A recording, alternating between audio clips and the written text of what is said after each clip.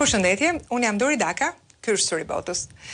Kohët e fundit, një pjesë e atyre që deri dje janë konsideruar si teori konspirative, kanë dalë të vërteta.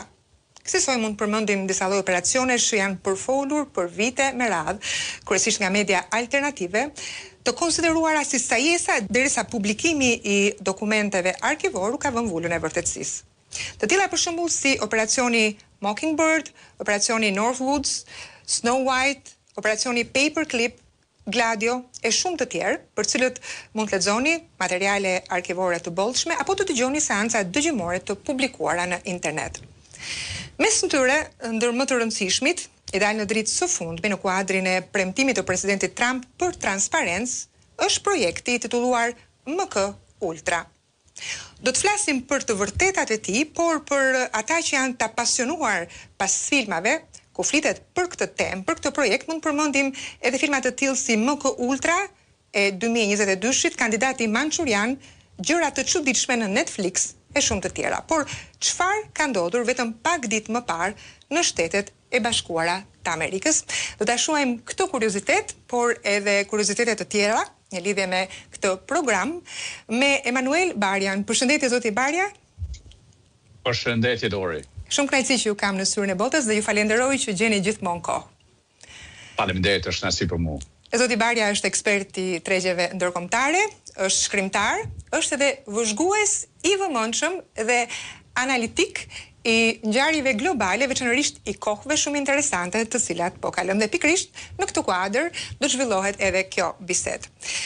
Zoti Barja, nisur nga librat që ju keni shkruar, unë të paktën kam kuptuar që jeni futur në për këto edhe kohë më parë në për teoritë konspirative, keni një fantazi të zhvilluar, flisni për botë që nuk ekzistojnë, që mund të ekzistojnë, që janë në drejti etj etj. Cilat nga ato teori konspirative të së shkuaras, një pjesë e të cilave edhe janë vërtetuar disi, ju ka tërhequr më shumë vëmendjen gjatë viteve të fundit? Po, Dori, është kënaqësi, sepse zakonisht nuk jam mësuar të flasim për teoritë konspirative ose për misteret e botës, sidomos në këto 4-5 vitet e fundit me avancime teknologjike që i kemi, gjithçka po del në pa. Tashmë qeveritë kanë shumë të vështirë të mbajnë sekrete, siç edhe vetë aludove në këtë komisionin për mbikëqyrje të Kongresit Amerikan, që kërkon deklasifikimin të gjitha sekreteve federale. Po tash është nganjëherë nuk prirem, nuk jam shumë i si themi asaj vije që ndjeki konspiracionet, teoritë konspirative, vetëm se dikush ka shkruar një libër ose ekziston një fenomen si për shembull ne këtu në Britani të Madhe kemi pas teoritë konspirative në lidhje me sulmet e shtat korriku të vitit 2005. Teoritë konspirative që flasim për Tavistock Institute për shembull, ose teoritë konspirative në lidhje me Fabianët, me shoqërinë fabianiste për të cilën unë kam qenë antar dhe jam antar që 27 vite. Këto janë teori të pastra konspirative apo janë informacione jo të gjitha të publikuara, domethënë në lidhje me organizata të tilla? Këtu është duhet bërë dallimi. Duhet bërë dallimin mes asaj teorisë konspirative ta zojmë JFK vrasja presidentit Kennedy në vitin 63, edhe çka ka ndodhur mbrapa skene, aty për shkak se qeveritë gjithnjë kanë qenë me hezitim, ka pas mekanizma të ndryshëm që e kanë shtyp informacionin edhe të vërtetën me qëllim. Për shembull, kemi rastin e MK Ultra kur Richard Holmes, që ka qenë kryesues ose drejtuesi i operacioneve të CIA-s në atë kohë, i ka djeg shumë materiale në vitin 1973 për shkak se nuk ka dashur që ky informacioni që është zhvilluar, është ngjarja që është zhvilluar brenda këtij projekti sekret, nuk është dashur të dalin, sepse edhe në anën tjetër Dori duhet jemi qartë. Disa informacione sekrete, disa zhvillime sekrete misterioze që mban shteti nuk janë edhe të shëndetshme për publikun. Për shembull, për shkak se publiku nuk e përbën vetëm njerëzit që janë kafshë politike ose që duan politikën ose që i urrejnë politikanët. Publiku ne përbëjnë edhe njerëzit që besojnë në religione, që besojnë në Zot, që besojnë në jetën pas vdekjes. Tashmë kemi këtë debatin në lidhje me këto fenomenet jashtëtoksore për shembull. Tashmë nëse plasojmë informacione ose nëse Amerika dhe Britania e Madhe, këto shtete të fuqishme që kanë qenë më tepër në kontakt me fenomene tilla, nëse kishin fillu të publikonin gjëra që nga vite 70-ta, 80-ta, 90-ta, i gjithë konstrukti shoqëror do të prishej. E sidomos, Dori, është një aspekt shumë i rëndësishëm që e prek gjeopolitikën, është lufta e ftohtë. Pse gjitha këto, pse gjithë ky materiali i teorive konspirative ka dalë? Pse se kemi pas luftën në mes të sovjetikëve edhe amerikanëve ose anglo-amerikanëve në atë kohë siç preferonte ta quante Enver Hoxha. Edhe në anën tjetër çka ndodhte, çfarë do lloj iniciative e avancimeve teknologjike që merrej nga Amerika, sovjetikët u mundonin që ta shantazhonin ose ta kopjonin të bënin të njëjtën gjë me, si themi më atë farë, konceptin e njeriu të ri sovjetik.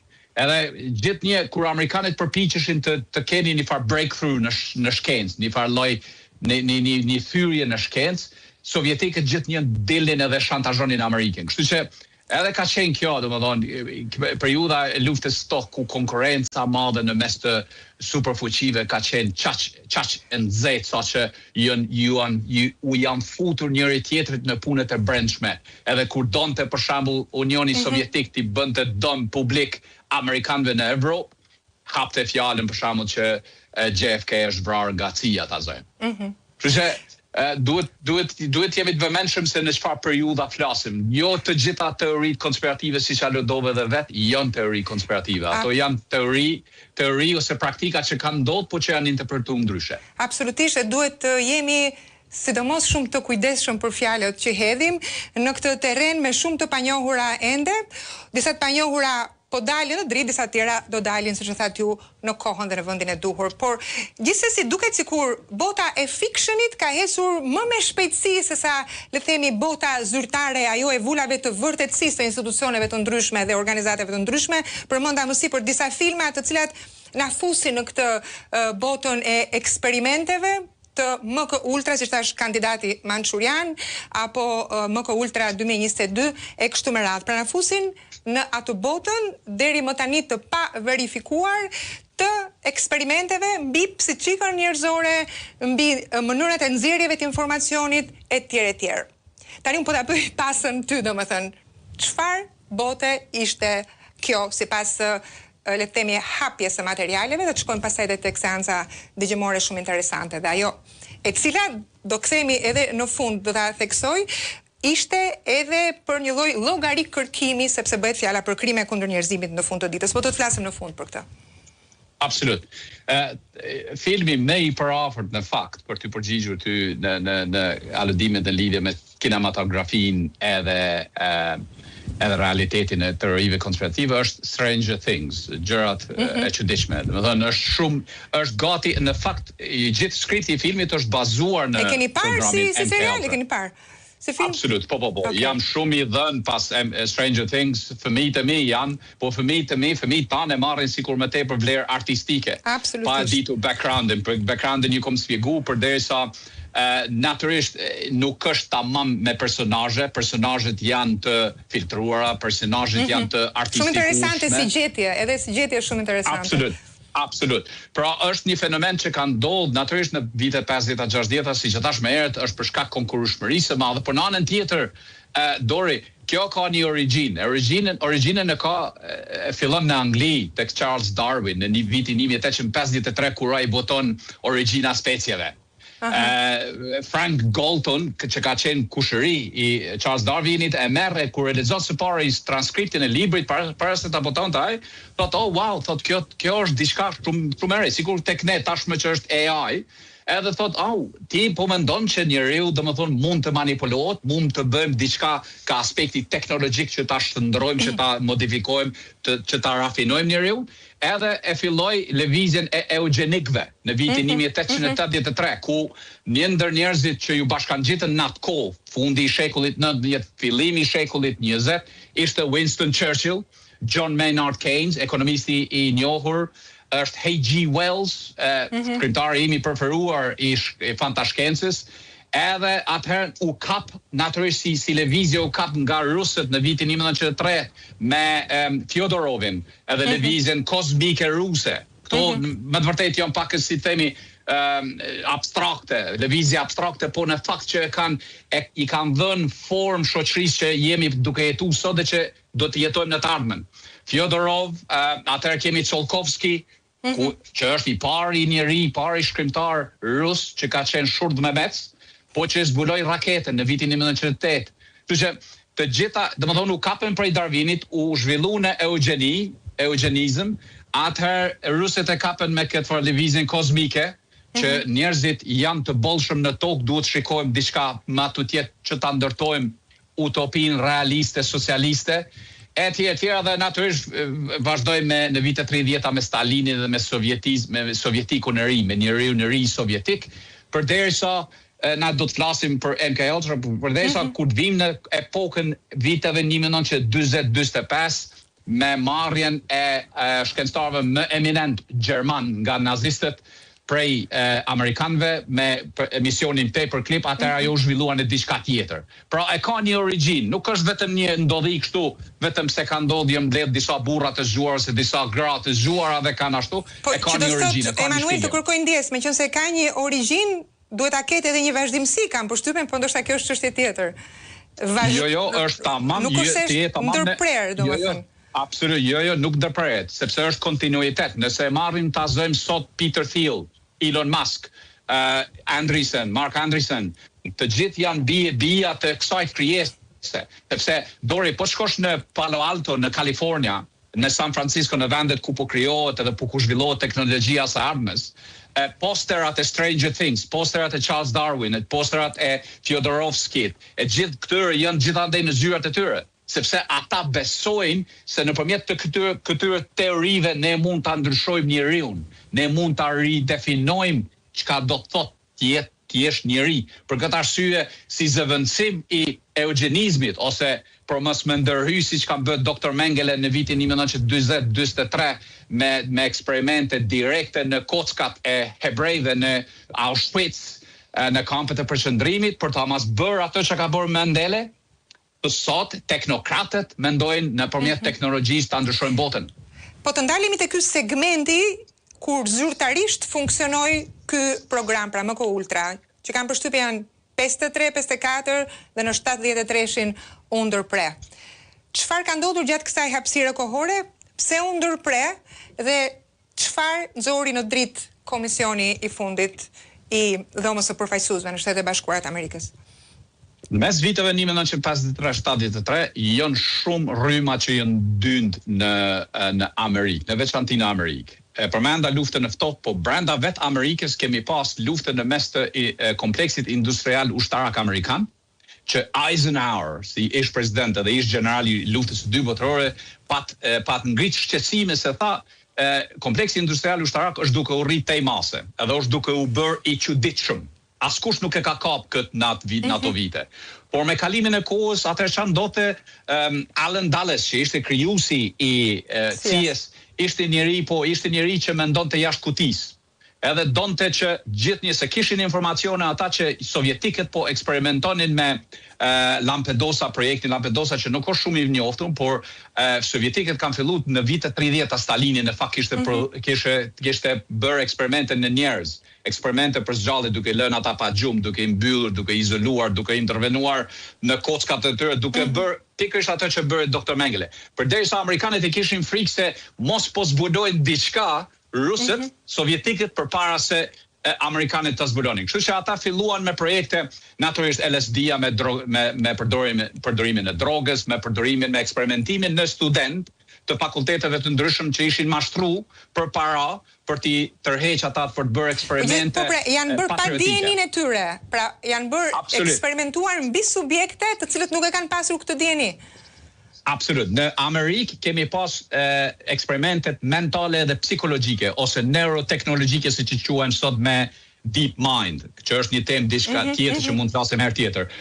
Përderisa në Britani të Madhe, në Porton Downs, që është edhe ky një projekt tjetër që është një ndër këto farë institucionet më sekrete britanike që ka të bëjë, që merret kryesisht me jo vetëm me armë biologjike dhe kimike, por merret me eksperimente dhe me shkencën e kimisë dhe biologjisë efektet në njeri.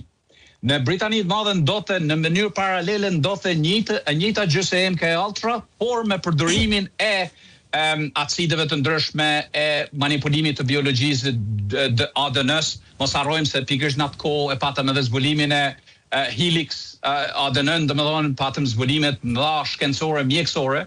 Kështu që ideja ishte që të shkonin sa më parë që është mundur, sa më thellë që është mundur të zbulohej, mos po arrijm për shembull rusët me Kjodorovskin e kishin idenë që mund të arrinjonin njeriu. Ishte edhe një lloj gare. Absolut, sepse lëvizja kozmike ruse ecte shumë përpara. Kur zbuluan si termin ose konceptin raket në vitet 10-20 të shekullit kaluar, amerikanët edhe anglezët u friksuan shumë, sepse ata menduan, wow, okay, ne jemi duke punuar në mënyrë introverte, pra jemi duke shikuar për ka truri, për ka brëndësia biologjike, kimike e njerëzit, përderisa rusët janë duke munduar jashtë kutisë. E pikërisht pra. Kështu që këto dy i kanë bërë që 53-ta, 73-ta, këto 20 vite të zhvillohet programi sekret MK Ultra në black budget, që është domethënë buxheti i fshehtë që sot dhe ditë ekziston në Shtetet Bashkuara të Amerikës, që është një buxhet i pafund, çdo president. Në fakt presidentët vetëm në furnizohet nga taksat, është një buxhet që furnizohet nga taksat apo ka dhe burime të tjera? Absolut, është taksa, domethënë është taksa në të ardhura, por mbi gjitha është Fedi, Banka Qendrore Amerikane, që çfarë do kërkesë që kërkohet, për sidomos kur vjen të puna zhvillimet edhe avancimet, zbulimet teknologjike të armatimit edhe industrisë ushtarake, kompleksit të ushtarak industrial, ata si themi e bëjnë një farë lloj buxheti të veçantë me printimin e paras së re, paras fresh, paras taze, si që thojmë. Pra, është një buxhet i cili gjithnjë ka operuar, gjithnjë do të operoj. Kur nuk dëgjon që operon si themi në fletën financiare ose figuron në fletën financiare, është një sekret i hapur, por natyrisht kjo është superfuqi, kjo është pushteti i superfuqisë. Të njëjtën gjë është duke bërë Kina sot për shembull. Para 2-3 ditësh unë e njoftova në lidhje me kopimin që po i bën ose që i kanë bë Ardley Basket, që është një ndër anijet luftarake më të sofistikuara amerikane. Kinezët, duke përdorur të njëjtën strategji, të njëjtën teknologji operacionale të ndërtimit të kësaj anije, kanë bërë të njëjtën gjë.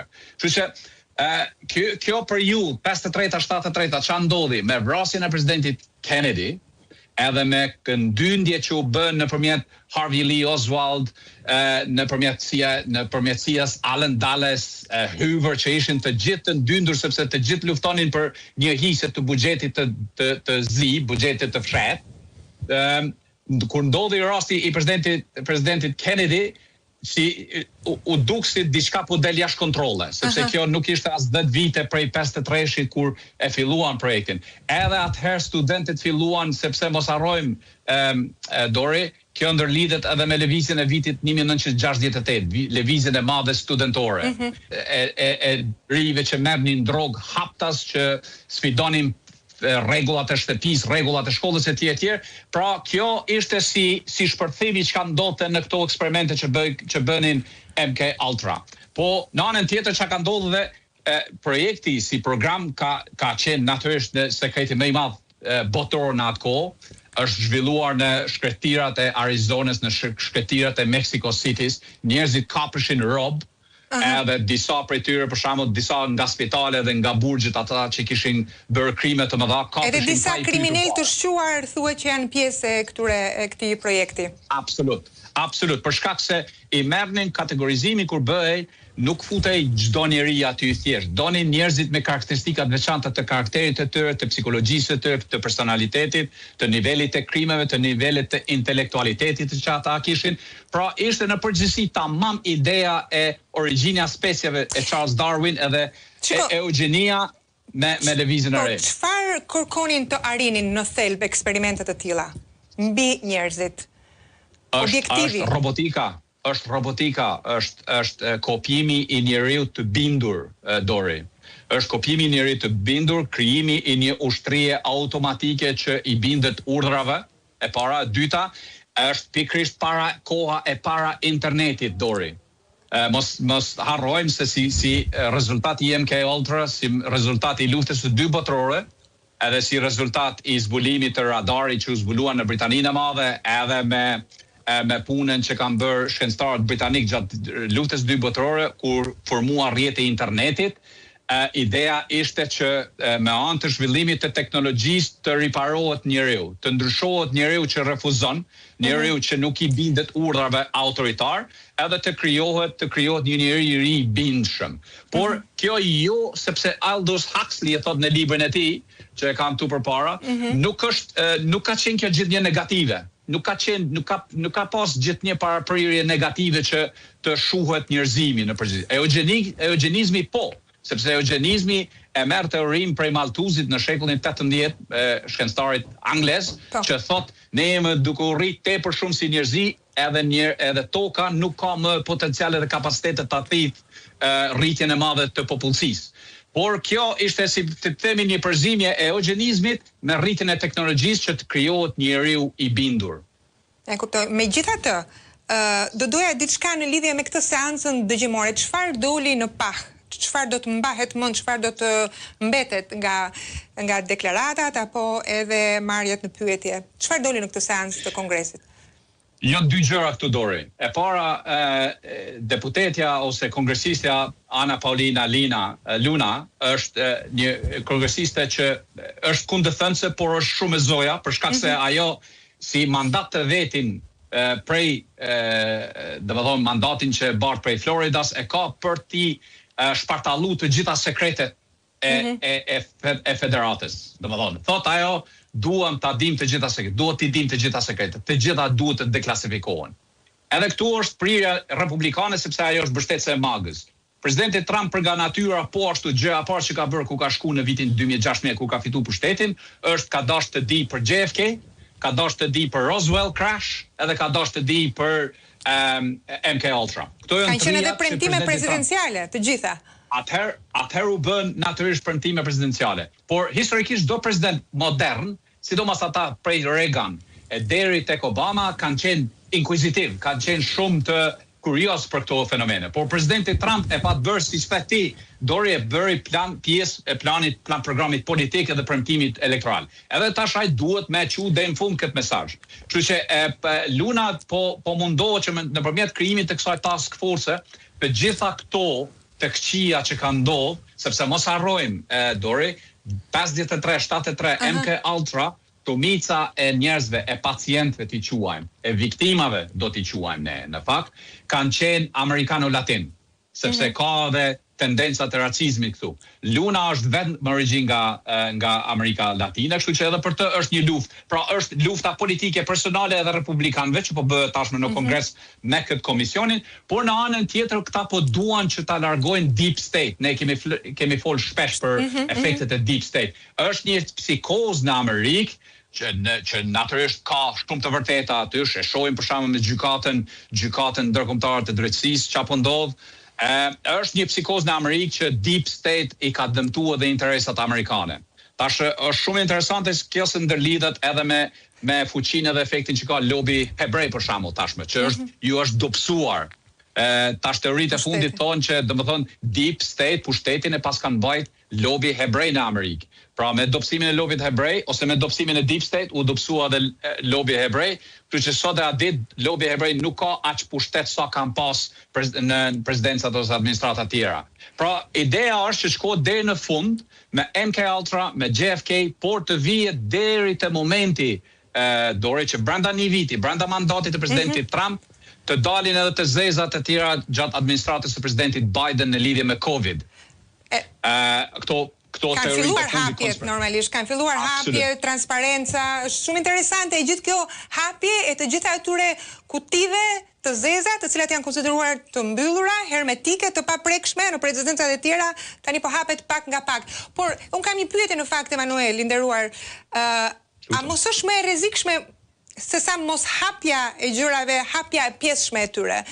Pra, a duhet një hapje e plot apo e pjesshme? Ndonjëherë të vërtetat, gjysmë të vërtetat janë më të rrezikshme se sa mungesa e së vërtetës, kam përshtypjen. Kështu që a do të shkohet drejt një hapje të plot apo do të lihen gjërat për gjysmë?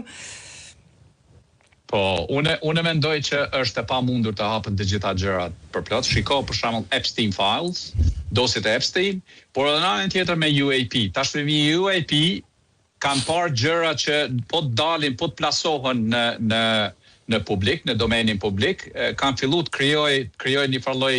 Është një farlloj, si themi, një farlloj qetësie, nuk po bëhet shumë zhurmë, por ka materiale tjera të cilat po të plasohen do të mund të trezonin shumë po. Absolut. Prezenca e qenieve hibride, prezenca e materialeve ndryshme që kompleksja ushtarak amerikan përdor ose akoma sot i motorizon edhe i mekanizon, janë shumë gjëra të cilat mos flasim këto fenomenet hapësinore. Kështu që unë jam shumë skeptik që do të shkohet deri në fund. Mos harrojmë se presidenti Trump edhe nuk ka shumë kohë, si ka 2 vite. E vërtet. Tashmë kemi pa vëmendjen e fundit ja ka përkushtuar Kinës sepse po don t'i fitojë me çdo kusht zgjedhjet e midtermit. Edhe pas zgjedhjeve midtermit mund të kemi konfrontim me Kinën, kështu që kjo do ja reduktoj fuqinë e tij, shkoj më thellë. Edhe në anën tjetër Dori Paulina Luna thot në disa podcaste, thot, po është shumë e vështirë, kam shumë të vështirë të shkoj deri te niveli 12. Niveli 12 është i fundit, maksimali. Ai personi i fundit që shkon e merr dosjen, edhe ai person ose ajo e di se ku është dosja, edhe ai ose ajo është që e dorëzon tek zyra saj. Nuk e di nëse tani po them diçka e tillë, nëse do të ishte e dobishme, thellësisht e dobishme edhe informacioni i nivelit 12 për këdo në këtë planet, domethënë. Po gjithsesi e kanë fjalën për informacione të cilat ndikojnë jetën tonë edhe në botkuptimin ton në lidhje me atë çka na rrethon. Me vërtetësinë asaj çka na rrethon. Shiko, Manuel, ne mund të flisim pafund dhe unë besoj do të kem kënaqësinë në sezonin e ardhshëm t'ju kem në lidhje me çështje të tilla.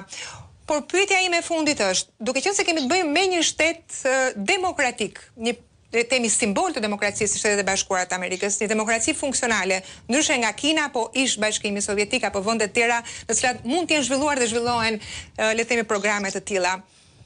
Thelbësore janë edhe të drejtat e njeriut. Fakti që është kryer gjenocid. Si do të operohet në lidhje me këto ligje, pra me mbrojtjen e drejtave të njeriut në dritën e zbulimeve të fundit? Pra, a do të ketë edhe gjyqje apo hetime në lidhje me persona të caktuar që mbajnë përgjegjësi për këto krime kundër njerëzimit?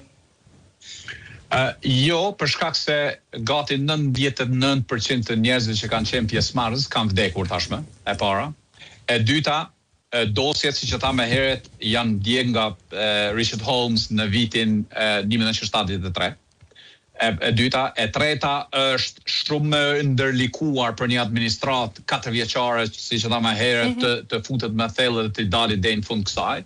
Edhe katërta është një histori që tashmë shiko se edhe ky në far këto media sociale që kemi sot janë pjesë e MK Ultra. Është një MK Ultra version i ri Dori. Mediumi juaj, operacione psikologjike janë të tëra në një farë mënyrë. Absolutely, kështu që ata po testojnë ritmin e pëlqimeve në Instagram, në TikTok, ritmin e vëmendjes që po kanë këto farë lëshimet e fundit, dosjet e Epstein, prej dosjet e Epstein deri tek MK Ultra, edhe nuk po duket që ka apetit Dori, përveç neve që jemi një gjenerat X, një gjenerat, si themi, që kemi qenë në tranzicion mes të manualit edhe teknologjisë, ne jemi shumë më të përpikt, jemi të mashtë. Shumë interesante kjo. Nuk janë të interesuar, nuk i let për shtypje. Kështu që për njerëzit e nivelit të 12, kjo është shpëtim. Edhe unë nuk mendoj që do të kemi diçka, nuk mendoj që do të kemi diçka të vyer ose diçka që do i shërbej ose do të shohim në Nuremberg për shembull. Ky personi ka qenë përgjegjës, ka nënshkruar këtë ose atë. Kështu që nuk e besoj, nuk është duke shku, edhe nuk është me të thënë të drejtën Dori, nuk është tendenca e administratës Trump ta bëjë një gjë të tillë, sepse fundit mos harro, një masë e madhe e paras sot e pasurisë amerikane është kriju, deshëm ne apo s'deshëm, është kriju nga këto projekte, nga këto eksperimente. Është e vërtet, por është po aq e vërtet edhe fakti që mund të krijohet një precedent i rrezikshëm i krimeve të pandëshkuara, që në të ardhmen edhe le të themi operacione të tilla apo transparencë në lidhje me çështje të tjera mund të mund të mos gjykohen dhe kështu mund krijon precedent rrezikshëm gjithmonë sipas opinionit tim. Nderuar Manuel, ishte shumë kënaqësi që u pata në Syrin e Botës. Ju falenderoj shumë në radhë të parë për kohën, për shpjegimet dhe si gjithmonë shpresoj t'ju kem sërish. Faleminderit shumë. Faleminderit Doris, gjithnjë është kënaqësi, faleminderit për kohën edhe për mundësinë. Gjithë të mirat.